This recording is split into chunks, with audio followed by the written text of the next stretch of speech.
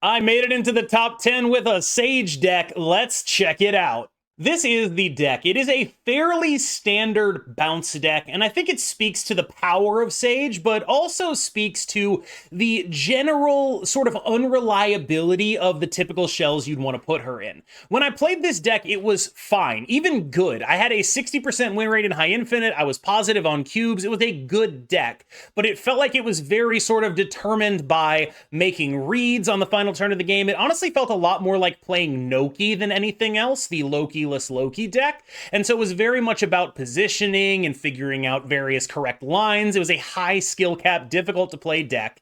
In addition, I think we should talk about whether or not Sage is worth buying in the context of this deck being successful for me. Because I know people are going to be looking and be like, oh, is this the best Sage deck? I think this is the best Sage deck. I really do.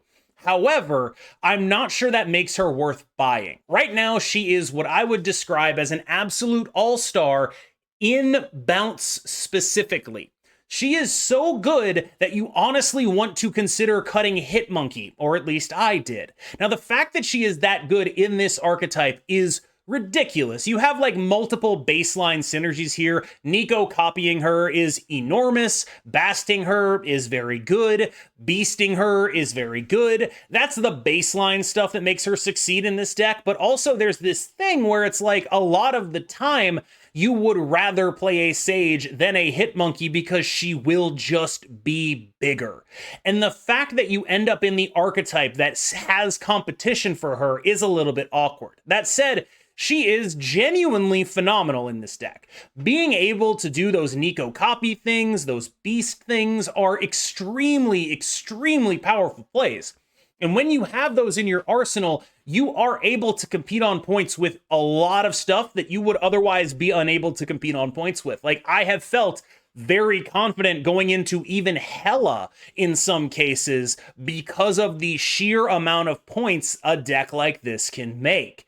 There's a lot of points in here. It is a deck that plays a little bit like a combo deck, except instead of saying, I'm going to have a bunch of points sort of randomly distributed, you get to pick and choose where the points go. Now, as far as the specifics of Sage, she is an all-star here.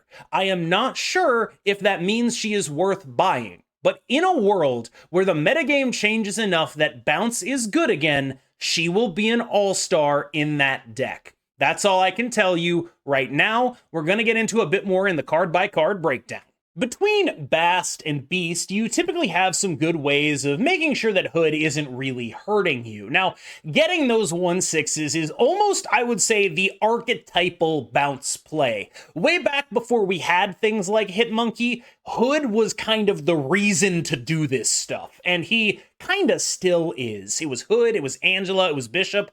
All of those are in here, and you're still doing this thing. 1/6s, very powerful. You're interested in that. Now, there is a lot of awkwardness surrounding this card because we are not running Falcon. We have Bast in there, which can get rid of it, but like there are ordering issues with Beast and Bast that can make things awkward. He can fill up your hand in ways you don't really want that to happen.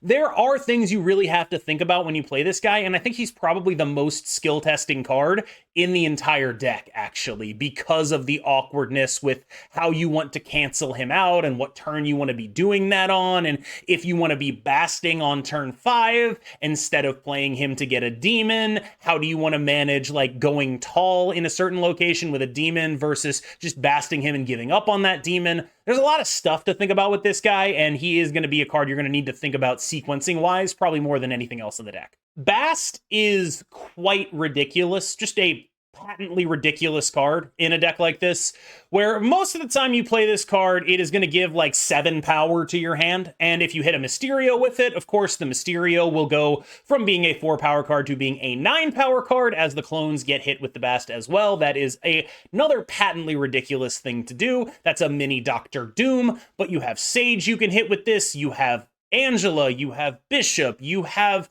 the Hood. There's so much you can hit with this, but again, the specifics of ordering, like, I mess this up sometimes. I once bounced the Sage that at 8 power and then basted it because I didn't click undo end turn fast enough. There's a lot of hard stuff in this deck. You're an Angela Bishop deck, so there's really shouldn't be any question as to whether or not you're a Kitty Pryde deck as well. Yeah, Kitty Pryde is great when you are an Angela Bishop deck, and you are very much that. There is sort of this final turn sort of tension that she has. A lot of your final turns tend to be either Sage or Hitmonkey, a 2-drop, and then a 1-drop. So in situations where you want that 1-drop to be a demon, you end up not being able to utilize Kitty Pryde very well, and that can make you like play demons out earlier because, you know, you only have 6 energy on the final turn of the game unless someone's played a magic. You're really mostly looking at 3+2+1 in those scenarios, whether that be like Sage plus US Agent plus the Kitty, or like, you know, Mysterio plus Hitmonkey plus the Kitty. You are going to have to think ahead in terms of planning your final turn on the previous few turns. And Kitty is usually one of those things where you're like, oh, I could have ordered this differently to get more total points. This is a great Angela deck. She is very often getting to prohibitively large numbers, 11, 13, just a big, big lady, especially for her cost. The funny thing about this deck is there are so many cards in here that can reasonably hit double digits at 2, at 3, that like having one that is as good as Angela is obviously amazing. The fact that she's a free-to-play card is obviously amazing. You love that, but you do start to wonder like how many of these do we actually need? And that's sort of where the like, are we sure Hitmonkey is good in the deck thing comes from, because Angela is better than Hitmonkey, Bishop is better than Hitmonkey, Sage is better than Hitmonkey, and suddenly we have 4 slots devoted to just, here's our points, and that is a thing to think about, right? And that's even to say, like, I would go so far as to say I think US Agent is better than Hitmonkey, right? Like, this is definitely a deck that is about those 5 cards. Those are the cards that give you the numbers that allow you to win games, and without those cards, it's sort of a little bit hard to do, but the fact that you can have too many of them is a bit awkward too. We are going to talk about Beast at the same time as we're going to talk about why there's no Falcon in here. Frankly, the reason there's no Falcon in here is because I can't fit him. You could try cutting a 1-drop and getting Falcon in here. That is totally fine. The one thing that I think is non-negotiable in a Sage deck, though, is Beast. Sage into Beast, a ridiculous thing to do. An unbelievably ridiculous thing to do. Like, that is a gigantic lane-winning unit. Sage into Beast is very often going to make, like, the Infinite. It's going to be that big. It's going to be, like, 16 to 20 a lot of the time. That is outstandingly strong. Beast is a big draw for Sage, rather than this being like a deck that is solely focused on like, oh, let's bounce stuff for incremental value. Having something in here that's just like disgusting to bounce, like Sage, really adds to the value of Beast. And since Falcon can't really do that, because we want to be making plays like that, he doesn't really fit into the curve either. So I don't think there's anything wrong with running him. I really don't. I just think that like of the two, Beast is like 4 times as good in this deck. And so when you talk about that, like we'd run a second Beast immediately. Falcon's kind of a different story. I know a lot of people are going to ask about substitutes for US Agent, and I think I need to sort of lay out my philosophy on this one. First of all, there was a guy in the Marvel Snap official Discord who posted a bounce list with US Agent in it, and I was like, oh man, that's a really good idea. Why did I think that was a really good idea? Because I've been talking to my friends who are playing Bounce, and the one thing they keep telling me is that the deck is just a few points away. It's so close to being good, but it's not there. And you know what card is great into Leech and is a ton of points against those decks that are doing things like Jubilee Leech? This card. This is your answer to the metagame right now. Your other stuff, sure, that gets got by a Leech. This, on the other hand, if they play like Leech Claw in the same location, boom, this is 11 power, and it does not get hurt by Leech. And so when people ask for replacements, I think you can make those replacements. Like, you can do other stuff in this spot, but you will lose out on a significant amount of equity against Leech decks without this card. Leech decks are very built to be vulnerable to this specifically. And having this card in your arsenal for a turn 6 surprise play, there is no card that can do what it does in that context. There are no legitimate one-to-one replacements. So when you are looking for a replacement for US Agent, you need to be thinking, all right, I've accepted that I'm going to have a worse matchup into the Leech stuff. That's happening. How do I make my matchups into other stuff better? That's how I want you to be thinking about replacing this card. Do not go looking for budget US Agent. It doesn't exist. There is not another 211 that doesn't get leached in this game. It's just not a thing. Mysterio is, of course, excellent with Bast, and generally a good card, period, because even if you're not the biggest Hitmonkey deck of all time, having this card available to you pumps your Bishop by a reasonable amount. It's a play in another lane that gives a point to your Angela. It goes towards your Elsas. All of that stuff is what makes Mysterio good. Yeah, the Hitmonkey stuff, it's obviously great with Hitmonkey, sure, but that is not usually your plan A on final turns. Hitmonkey's like your backup big guy on the final turn. Your real big guy that you're going to want to hit is actually Sage, which does reduce the Mysterio power overall a little bit. Not nearly so much that you really ever consider cutting it. Just note that, like, you shouldn't tunnel vision on what you have available to you just because you're used to playing like Mysterio Hitmonkey all the time. There might be a better line like just US Agent and Sage, right? All right, let's talk about her. So Sage is, I think, probably the best card Bounce has gotten in a very long time. She seems very strong. She's great with Beast. She's great with Nico. The numbers on her are very high. Great synergy with Bast. She's everything this deck wants to do, right? All of it. Issue. I don't think she goes anywhere else. Like, this is a hyper-specific card. When you compare to Nocturne, who is just kind of in everything, this is a card that it's like, its fortunes will rise and fall with this deck. Not necessarily this 12 cards, but this deck generally is what's making the best use of this card. And it's making a very good use of this card to the exclusion, potentially, of Hitmonkey. This is a better Hitmonkey in this deck. It's amazing. It's a ridiculously good card. But right now, I find it hard to know whether or not I recommend you buy this, because I know that's going to be one of the things people are watching for. Should I buy Sage? Am I supposed to buy Sage? And I think, generally speaking, it is very possible that you end up in a situation where this card is not worth the expense. I think that is super possible. If you are someone who loves playing Bounce, if you are someone who is willing to commit to this archetype, that's a different story. Like, if you are really into that, sure. However, I think if you're asking me, do I choose between Sage and US Agent? I kind of think US Agent's a little bit of a higher priority, right? The basic thing I want to convey to you about Sage is, based on my understanding of her, she is a Bounce staple. She is a staple in Bounce. She will be in a bunch of Bounce decks for a while, as far as I can tell.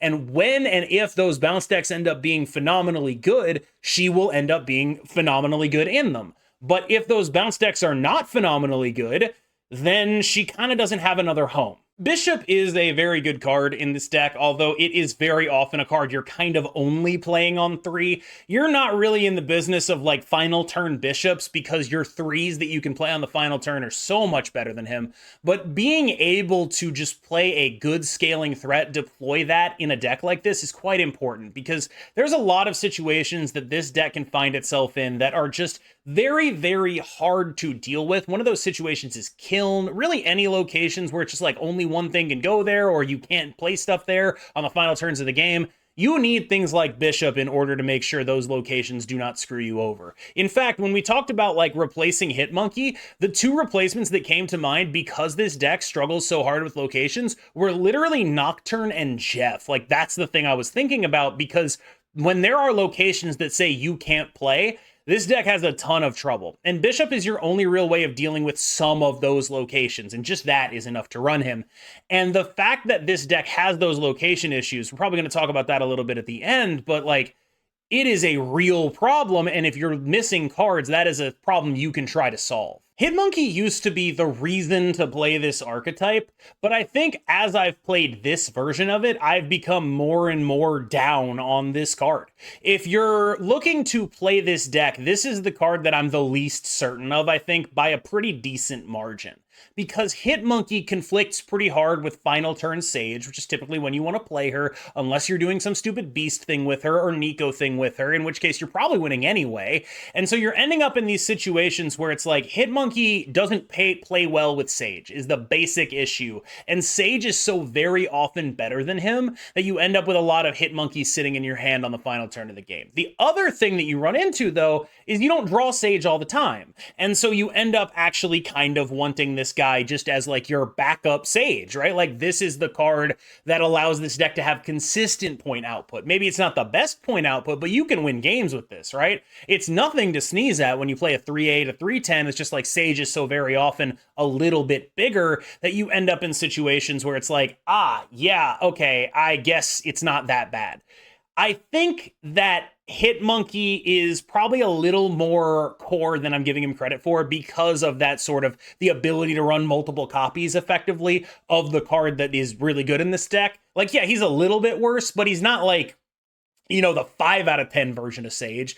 He's just like, you know, if Sage is a 10, he is a 9, and you're not ever going to play a 9 when you could play a 10, right? And so you end up in situations where he feels bad, but I think he's important to the deck functioning. Finally, Elsa Bloodstone. Elsa Bloodstone is a very solid, good card in here.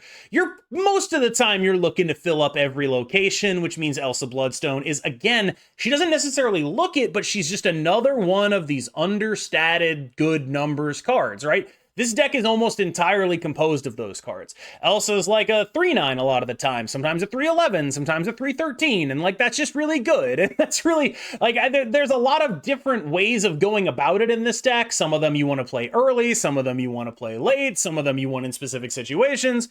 But really what's going on is you have like 6 cards that can be like 2 11s or 3 11s, right? Like that's really what's happening here. There's just a lot of built-in redundancy in terms of you're pretty much always just going to have like a whole bunch of stats. So overall verdict, I think this deck is really good. I had a 60% win rate in High Infinite with it. I gained like 36 cubes with it. It was like a consistently good deck. I enjoyed playing it. Sage was great in it. I don't know if it's enough to make you want to buy Sage, but I do think that after a few times, like taking her out of the garage, I found a Sage deck that I'm genuinely happy with. Obviously, I mean, like I played at the top 10. Of course I'm happy with it, right? Why would I not be happy with a deck that I gained 100 SP with into the top 10 in the world? Of course I'm happy with it. I think I don't want anyone getting mad at me for this one, though. Like, really, my big fear is that someone's just like, KM, I did/didn't buy Sage because of your video, and then they get mad at me for it. And so, like, I just want to tell you, make your own damn decisions. I'm not responsible for your purchasing. You can't make me be responsible for your purchasing decisions. I'm disavowing all responsibility here. All I can tell you is what I played and how I did with it, and the information that you take away from that, I think, is your business at this point. Now, as far as alterations to the deck, I think one of the most common ones people are going to suggest is playing Iron Man, and I think that's pretty bad, actually. So the reason I don't like Iron Man in this deck is one of the major upsides this deck has in terms of matchup spread is that you beat the crap out of Loki. I have been Loki'd and then just snapped. You beat them senseless because you don't have anything worth getting. You have basically nothing worth picking up at any given point in time. They're doing like Quinjet Loki, and you're just like, none of my cards are good. This is all crap. You're never going to be able to figure out what you need to do with my cards. It's not going to work. If you're giving them Iron Man, suddenly they're live to be like, Iron Man, Sage, I actually have enough points out of your deck, right? Like that is a very worrying proposition to me. And so we end up on US Agent instead, because what are they going to do with that? They US Agent me? Who cares? We're going to be fine. And the fact that it's cheaper also helps me because we often get, like, no offense, relatively similar power outputs. Like that's a 211, like a 215 some of the time. That card is ridiculous, right? And it costs 2. Whereas with Iron Man, you're spending 5. And that often means you end up having to commit to a Hitmonkey or a Sage early. And I already feel like there's too much clog on the final turn of the game. So you're like Iron Manning on 5, and it's a very hard signal to your opponent. Hey, this is what's happening here. If they have a US Agent, they crush you. If you're playing against a version of this deck with Iron Man and you have US Agent, you crush them. There's just kind of a lot going on that all makes me feel like I don't want Iron Man in here, and I do want US Agent in here. All right, y'all. I hope you enjoyed that video. As always, I've been KM Best. Please do enjoy the KM boost if you succeed with this list. And of course, let me know in the comments what you think. And remember to like and subscribe. I really appreciate it every time people do that. I've been KM Best. You just got the KM boost. You have been phenomenal. Let's get to the gameplay.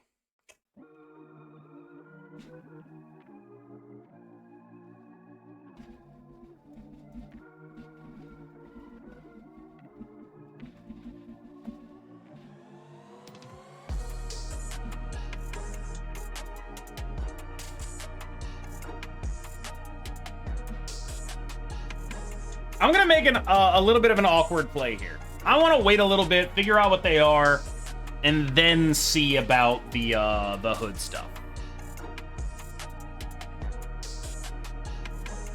I don't want to like overcommit early. I'm just gonna take my time here. Oh, thank you. Yeah, that's great. Whoa, they snapped me? So if we're gonna do it like that, this is fine with me. I guess I'm supposed to snap back. Fuck it. Let's do it.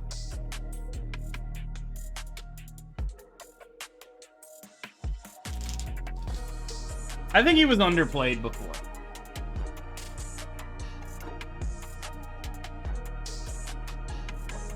That's so sick. I cannot... This is the coolest thing that's ever happened to me.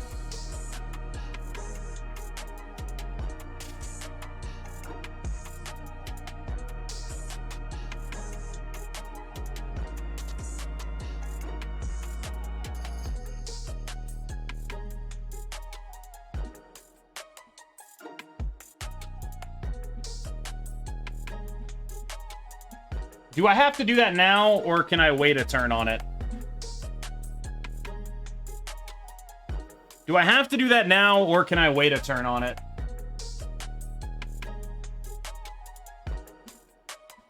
Oh, Ravona. What if they play Ravona right now? It's kind of the issue I'm having.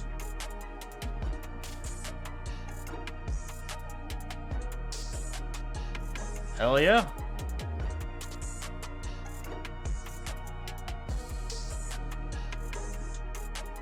Dude, does Sage actually outpower that guy if they pull it? Oh wait, they can't pull it. My bad.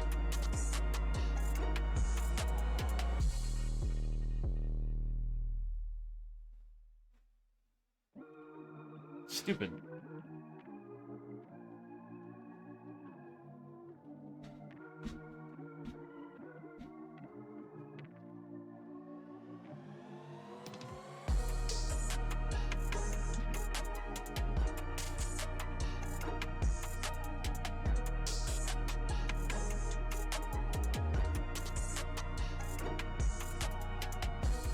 Hell yeah, dude.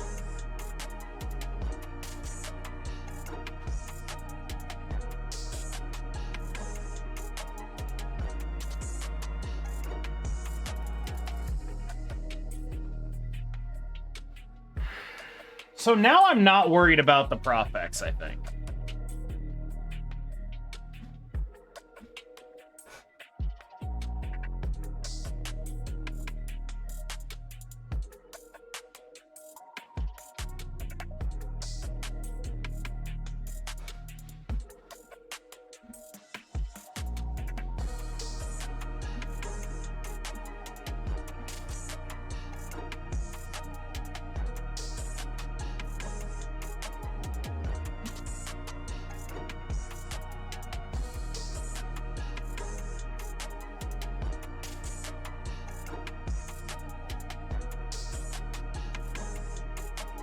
Yeah, that's a really big guy.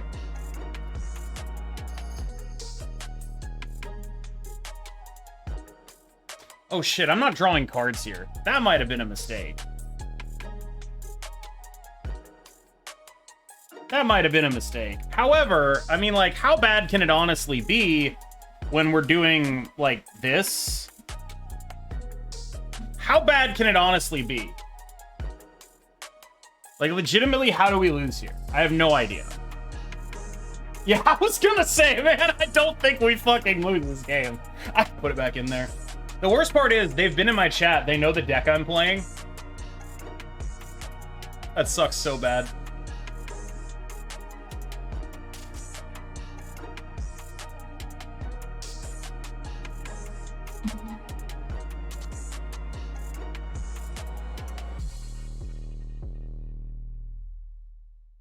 Lol, don't be mad. Oh, I'm timing you out. Who the fuck are you to talk to me that way? You've had 2 messages in here. Get the fuck out. Don't be mad. You don't get to tell me how to feel about things. Are you my mom? I didn't think so. Comes in chat and talks shit like that? I don't think that's him. If that helps you any.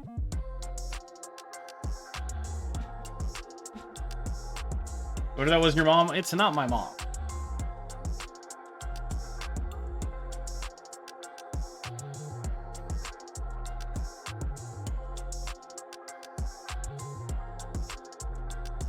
We do know that it's not my mom.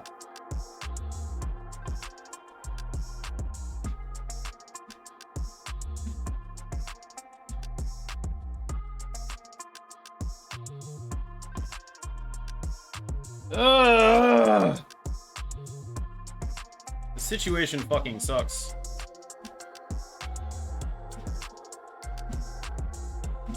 I hate this.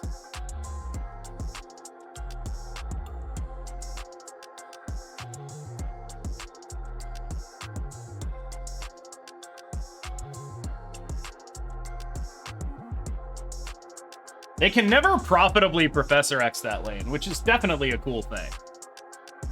They have just absolutely no ability to profitably Professor X. I'm a fan of that.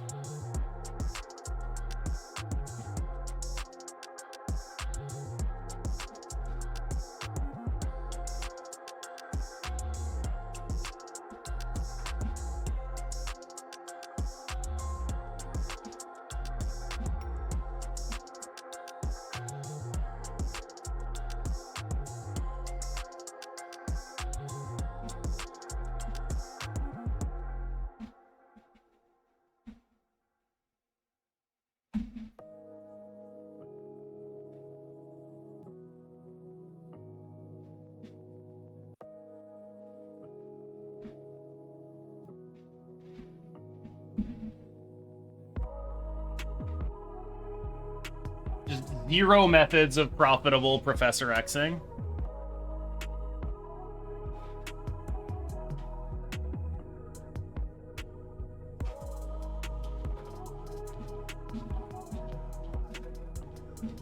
Cannonball could absolutely do it. Kinda wish I'd saved US Agent in that context. We'll see.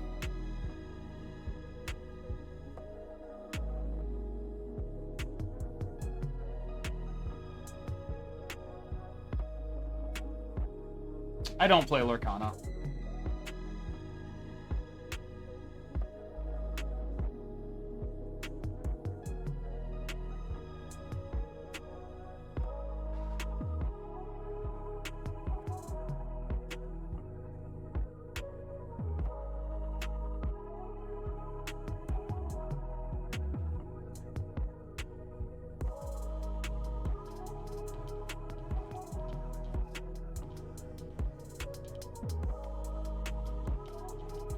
Okay.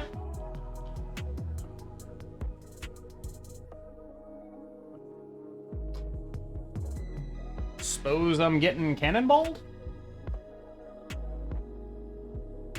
But this doesn't look like the cannonball deck is the thing.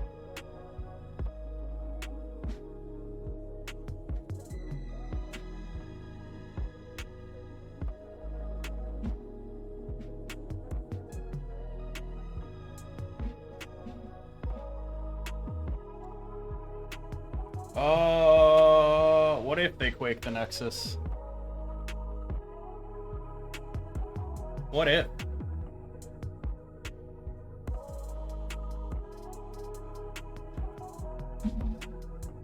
I have no idea. What happens if they do that?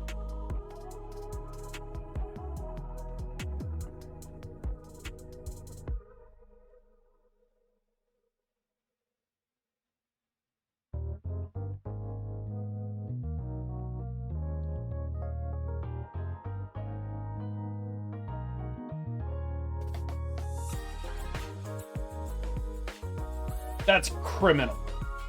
You're legally not allowed to make that play. That's criminal.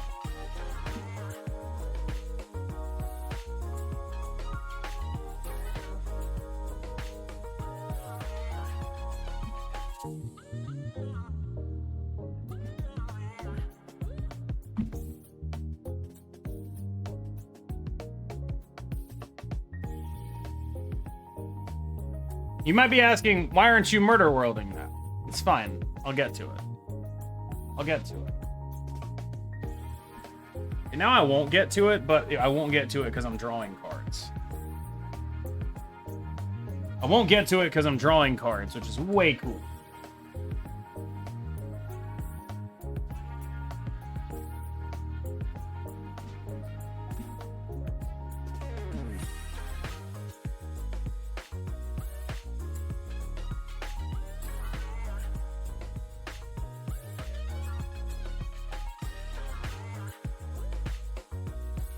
Nice.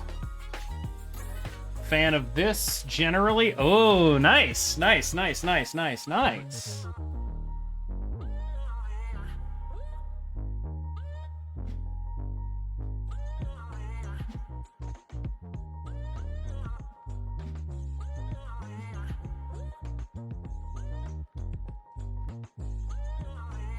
I think I snap it.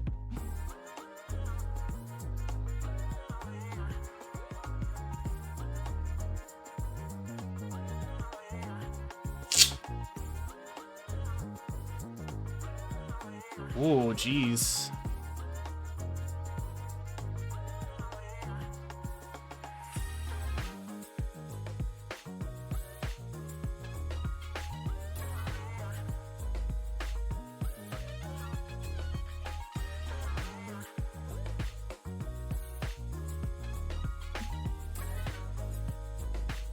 US Agent's gonna go here, because that's where I would be Ultroning if I were them.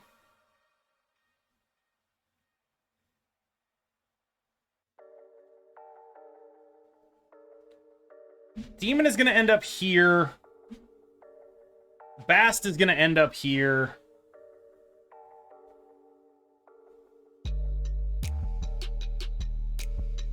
Kitty is going to end up here.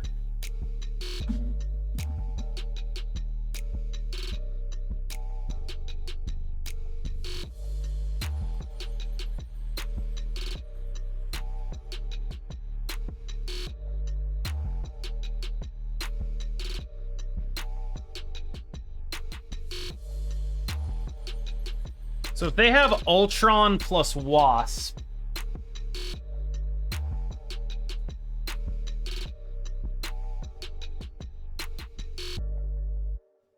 I believe the way this works is like this, and then like this. I believe this wins. On the middle, actually. How high do we go? Because this is 3. We might not win on the middle.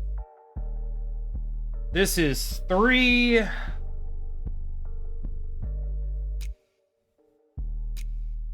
So they go 3 through 3. So they go to 12. 5 plus 9 is 14. This is plus 8. This is... Okay, yeah, we do win.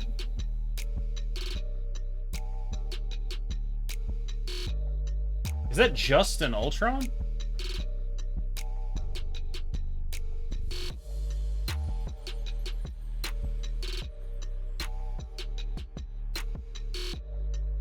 Yeah, so they add, it's like 12s, right?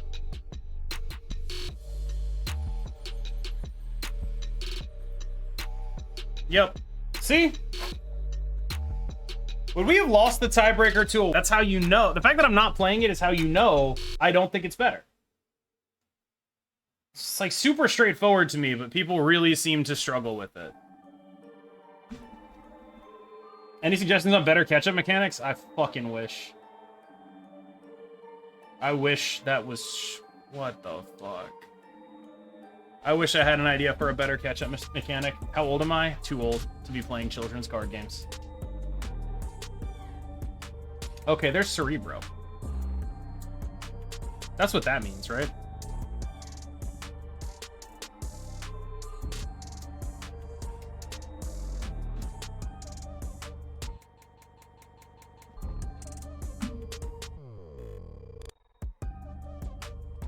Oh, what are you? What are you?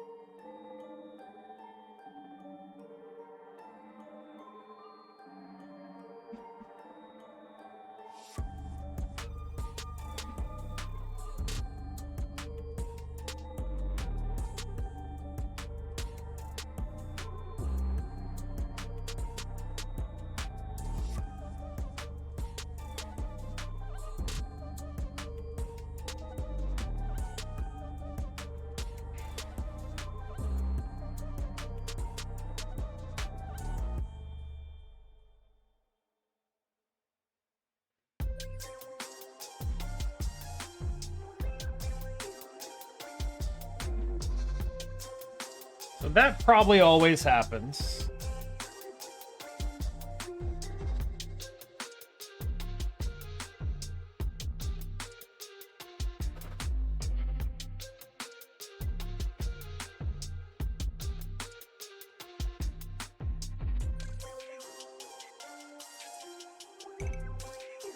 All right, I think this is kind of like a 50-50 game, so I'm going to snap it.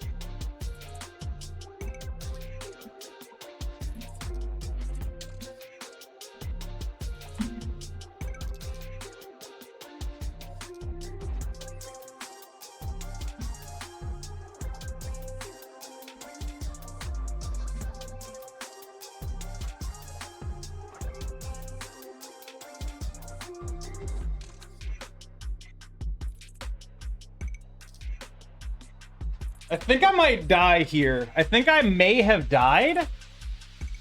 No, I win. Oh my god, I win. Suck it, Captain Marvel. Suck it. Wait, tiebreaker win. Yes. Jesus, that was horrifying. I forgot she moved after the Muir Island proc. Holy fuck.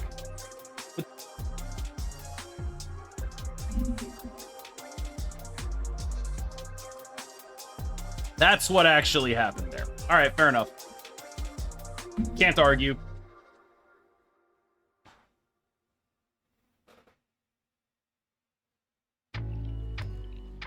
They top decked the Soul Stone. So they got a bunch of other shit that got buffed.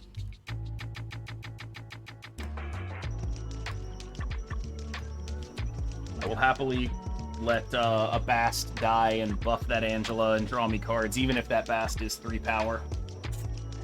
Even if that Bast is 3 power, I will happily do it.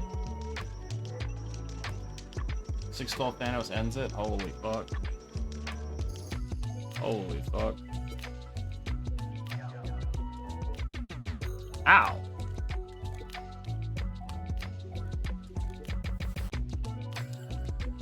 They get my Bishop. I get their Red Hulk. A little bit of a difference there. You know?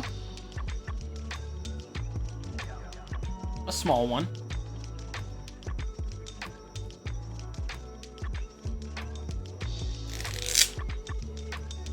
A small diff. what we in the business like to call a totally reasonable difference, you know?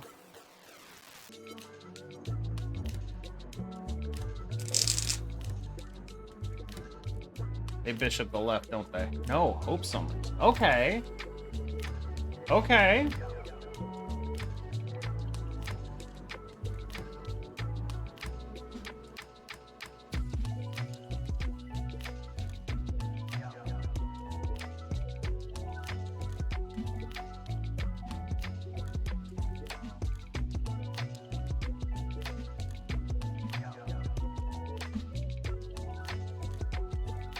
So I think next turn it's like Angela, Beast, Kitty Pride.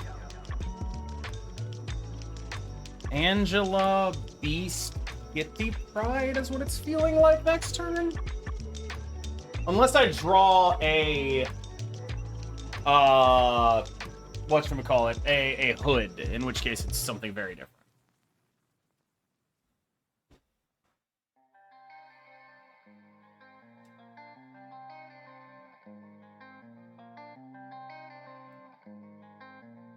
Okay, I did draw a hood, which means it's like...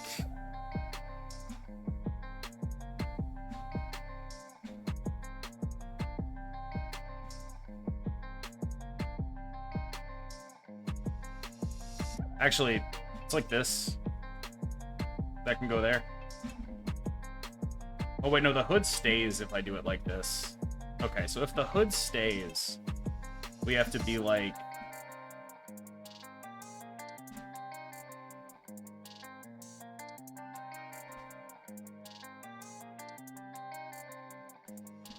It's gotta be like this, right?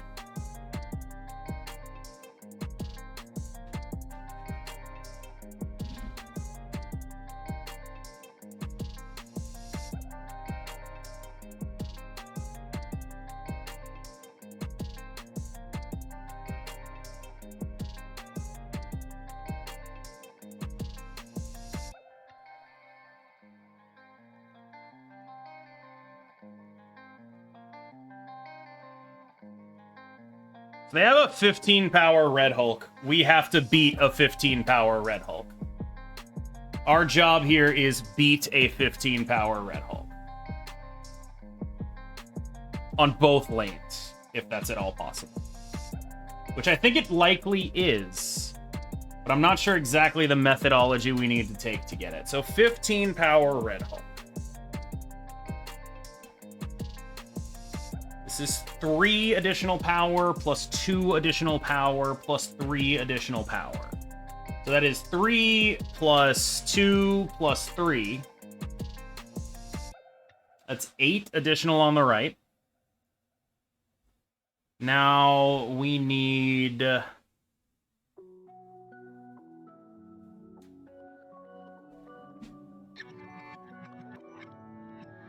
8 additional plus a demon, then?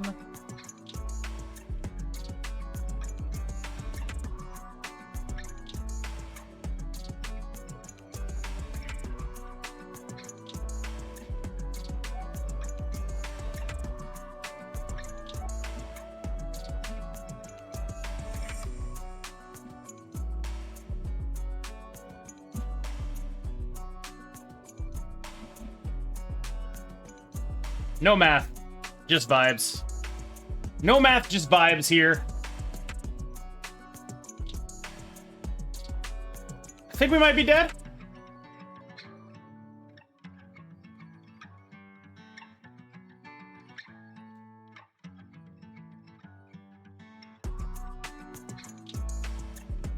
$17. Oh, we're gonna win, aren't we? Oh, we're gonna win. Wait, that's a kitty? We are not gonna... Wait, we are gonna win. We win on the... Oh my god, no math, just vibes. Another victory for no math, just vibes. Actually, if they put this middle, we still die. To stop what was happening there. They were always supposed to keep that going because their kitty was gonna win it. But when they saw us blowing it... Like, basically what happened is they were always gonna win that with their normal kitty, right? Our kitty could never catch up. Theirs was one ahead. It was impossible for us to get ahead. And then They decided to make a play that took that around, that took that away from them. As if they knew we were blowing up the location on our random Nico, which is, like, that's an insane thing to do. They were almost certainly watching us there.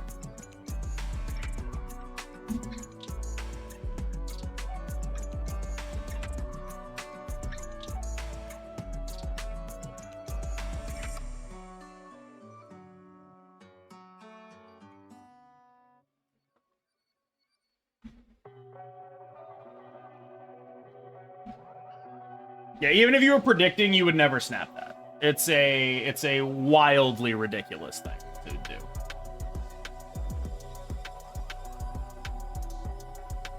This guy plays Leech just saying, oh, don't worry, I'm gonna get out ahead of that.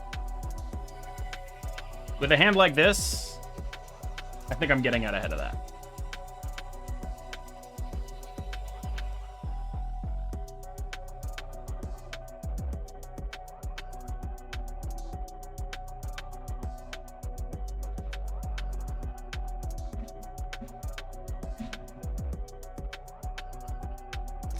Order sucks. I'm so dumb.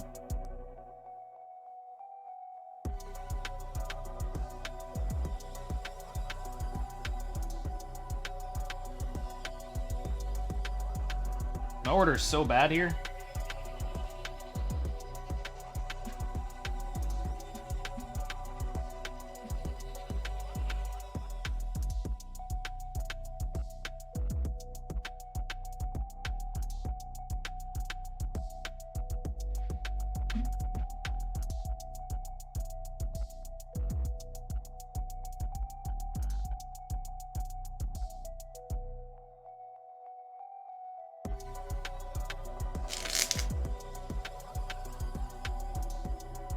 Comnado, thank you for the gift sub. It's appreciated. All right, so they put a thing there. I have no idea what said thing is. Just none.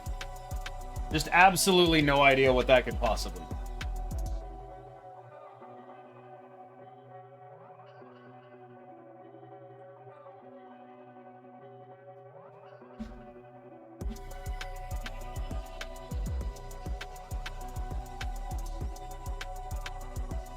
Supergiant?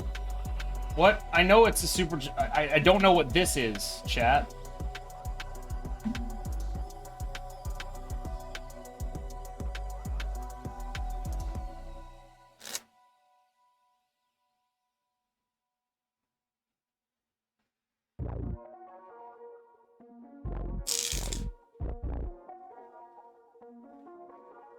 Answering Bodhi? I see. Wait a minute.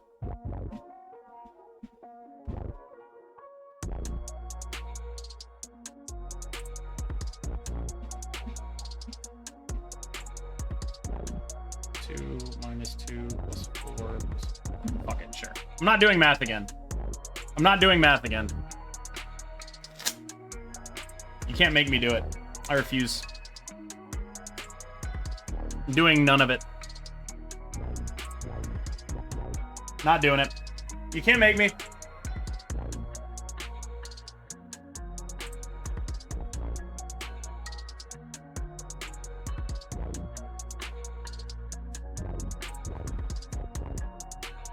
Ooh, that's scary.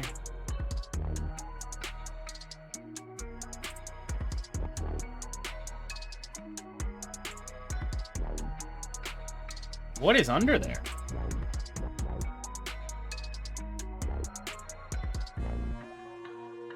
Oh, that wins me. I mean, it doesn't win me the game. We win it anyway, right? But we got him. As long as it wasn't like Claw or some shit. Actually, if it was Claw, US Agent wins us the middle, right? Worth playing around. Very different questions.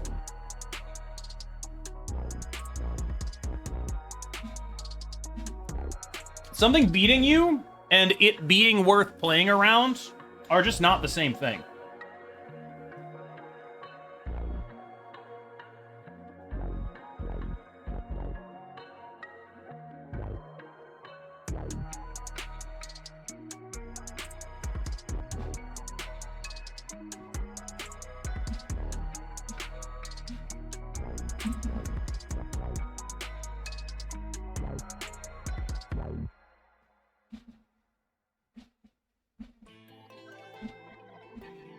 I'm gonna hold off, actually.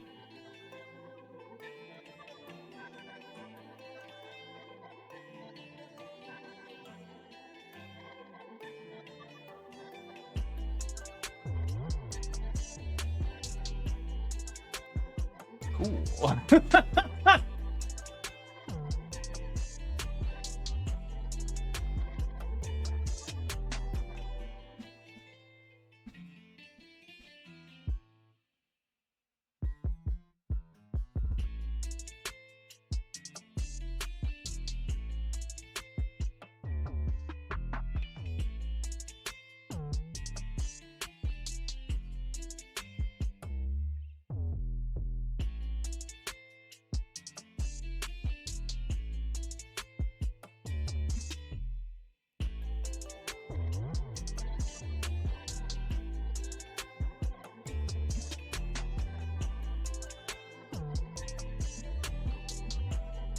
Nico cooked, like, we can't even send anything good over. Bouncing that Rhino is cracked.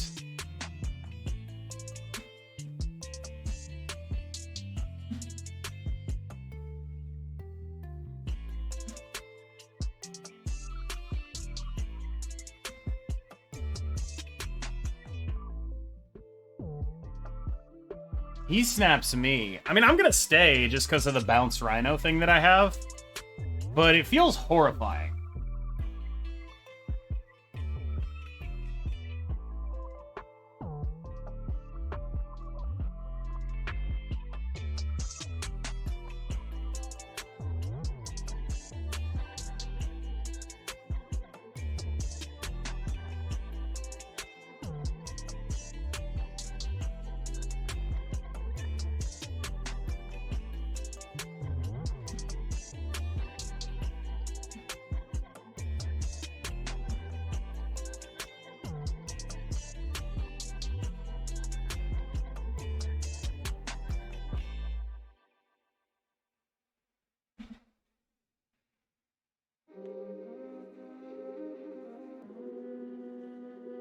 Two cards in hand.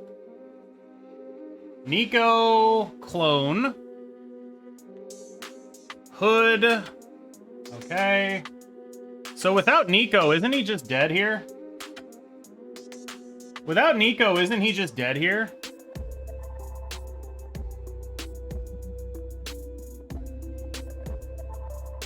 How am I dead?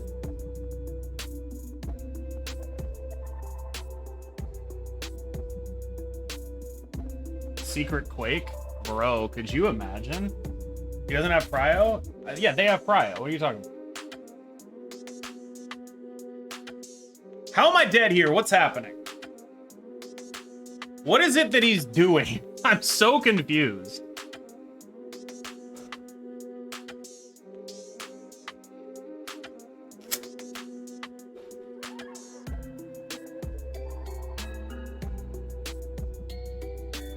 I guess we just give it to him, right?